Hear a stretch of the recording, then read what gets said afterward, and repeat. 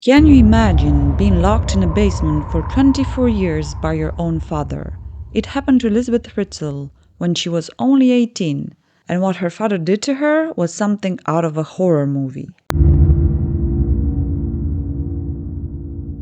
On the 28th of August, 1984, 18-year-old Elisabeth Fritzl mysteriously disappears.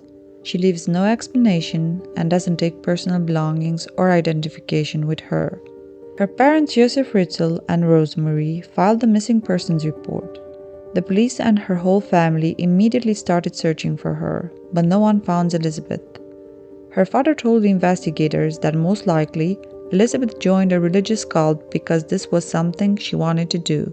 To obtain more information, the detectives questioned relatives and friends of the Fritzl family, and they looked into the young girl's past. They found out that Elisabeth was a shy girl but also friendly and polite.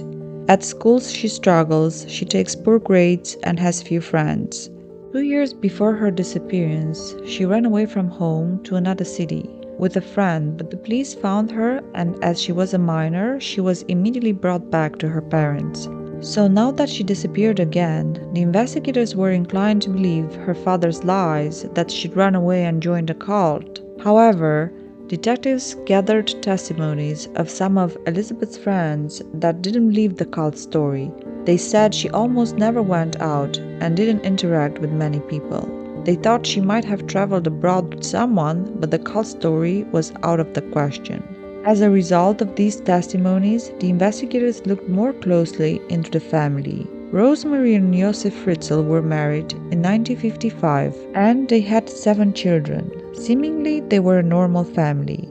Iosef Fritzl was an electrical engineer that made a fortune in real estate, and Rosemary was a housewife. They were well respected in the small Austria town Amsterdam. Iosef Fritzl made a good impression on the whole community. Many people liked him. But at home, he was a brutal tyrant with his children. This strictness was something he learned from his mother that he so much resented. Fritzl had a tough childhood. His mother Maria was cold and cruel and would beat Joseph at the slightest provocation. During World War II, his mother was arrested and Joseph was sent to live at an orphanage, where he was abused for 3 years. When Maria came back, she was even more abusive. She would force him to sleep outdoors in winter or would tie him up for several days at a time. As a father, he applied the same rage-fueled beatings on his children like his mother did with him. He was a brutal man with his family. And he was also a sex offender, a convicted rapist who spent time in jail, but his wife Rosemary stood by her husband and never once discussed what had happened.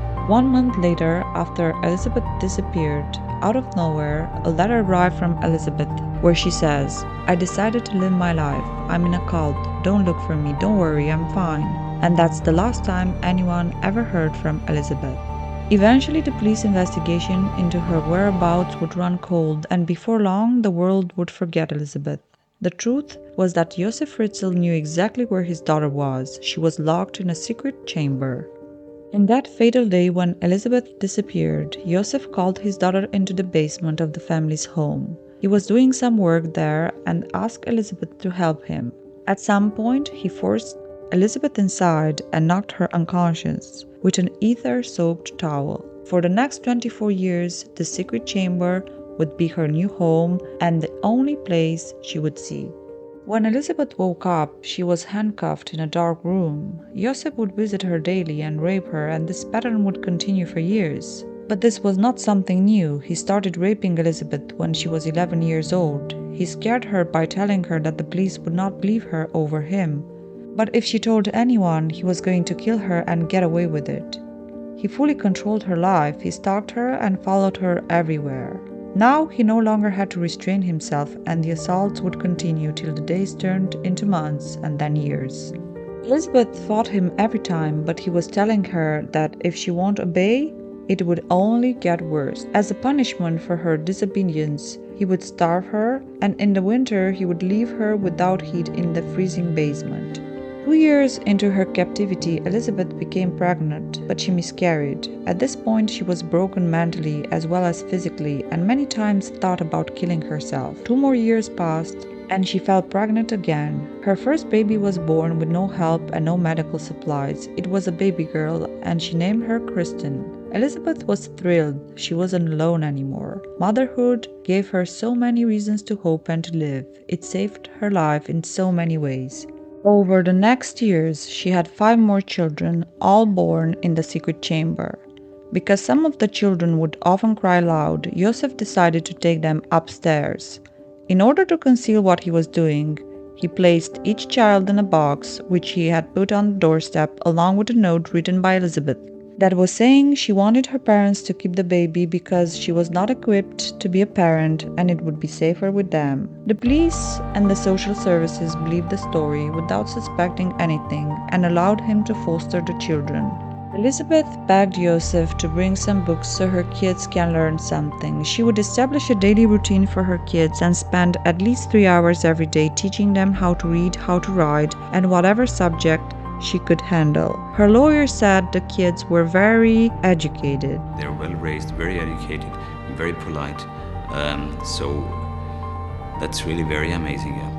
In the 19th of April 2008, one of the children, Kristen, fell ill and Elisabeth begged Iosef to take her to the hospital. Surprisingly, Iosef agreed and called an ambulance, claiming he had a note from Kristen's mother where she described her daughter's symptoms and also said she planned to return home with her children. Kristen was close to death and was put on life support. The doctors were doing their best to keep her alive. The doctors discovered that the young girl is not on any civil registries. It is like she never existed. So they contacted the police and told them about the situation and that the only way to save the girl's life was to find her mother. So an appeal was publicly made for Elisabeth to come to the hospital to save her daughter. After a few days, Fritzl phoned a doctor and said he freed Elisabeth from the cult and that he will take her to the hospital.